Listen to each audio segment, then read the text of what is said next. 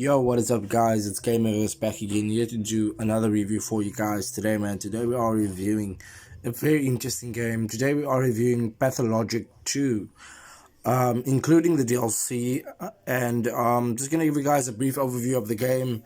Pathologic 2 is a interactive horror, interactive thriller type of vibe. It's hard to describe what genre this game fits in because it's so different and weird in a good way.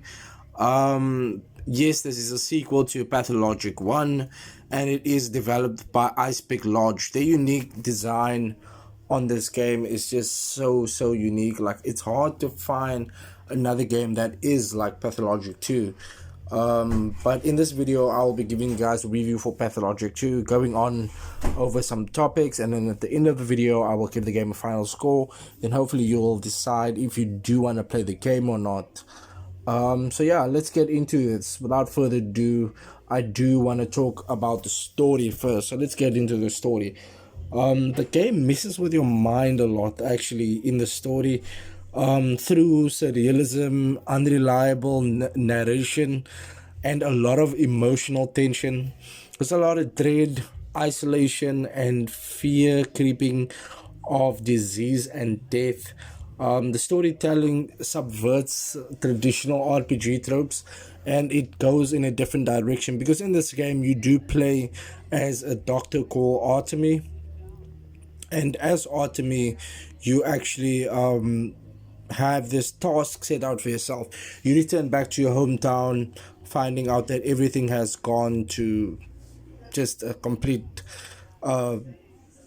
different type of vibe since last you were there, and you find out your father died, and also with that you do find out there is a terrible plague going in the town, and a lot of people are getting sick, and you are a doctor, so it is up to you to save as many people as you can.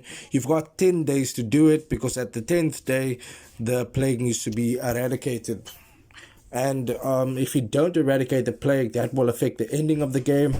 The game by itself is at least like 20 hours in depth. I did play a solid like 23 hours playing the game, and that's decent actually for a game that is not they didn't have a AAA budget when they developed it. It's more of like a AA game, maybe like a 1A game.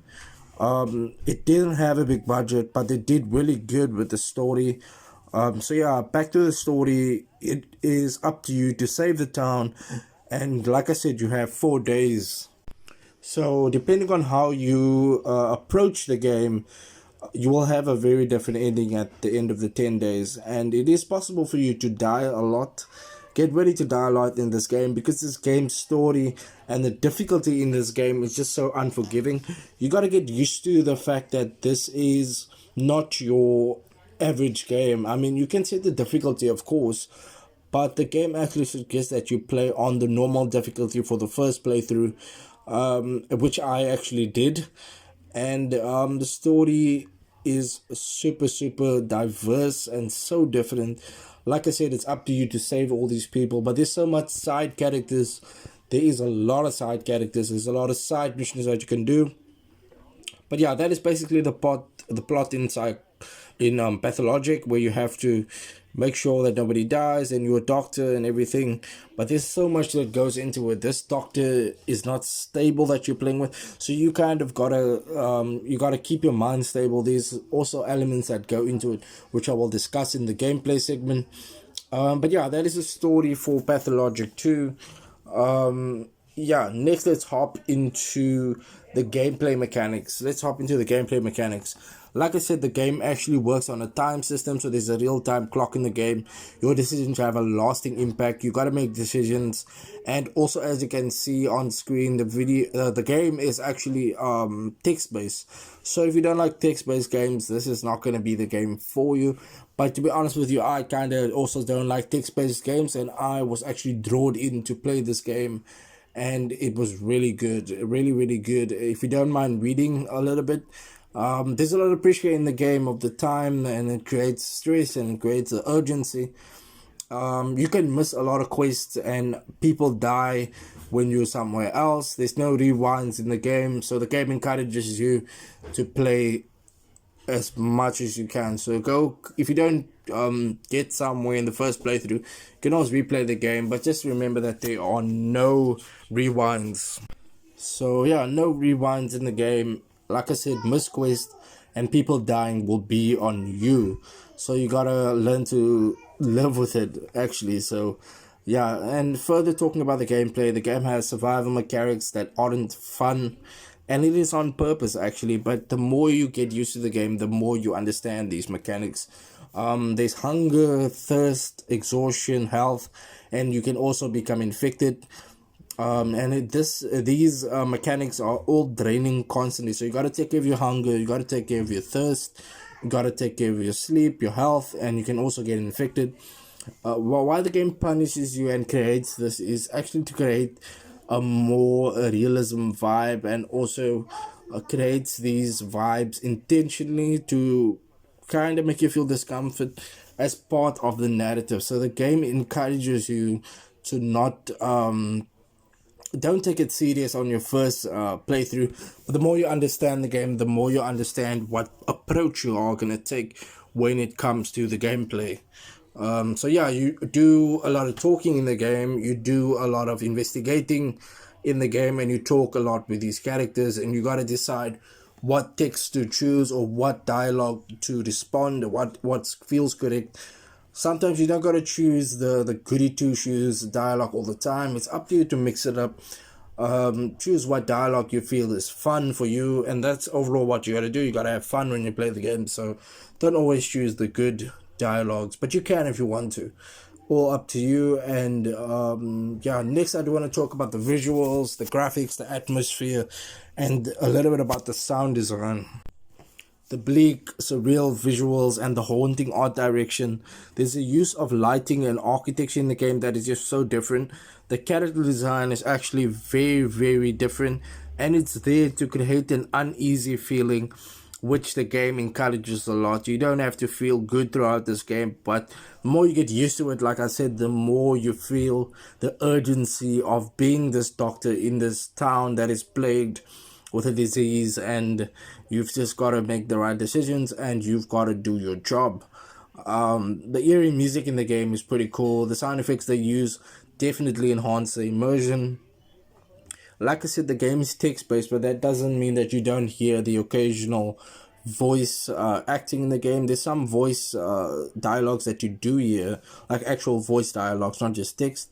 And this will happen throughout the game. Some of the characters do say something, and then the most of the game is actually text, but you do hear the characters speak every now and then. So yeah, that is the graphics. The graphics was pretty good. I did enjoy the graphics. For a game that came out in 2019, the graphics wasn't that bad. Yeah.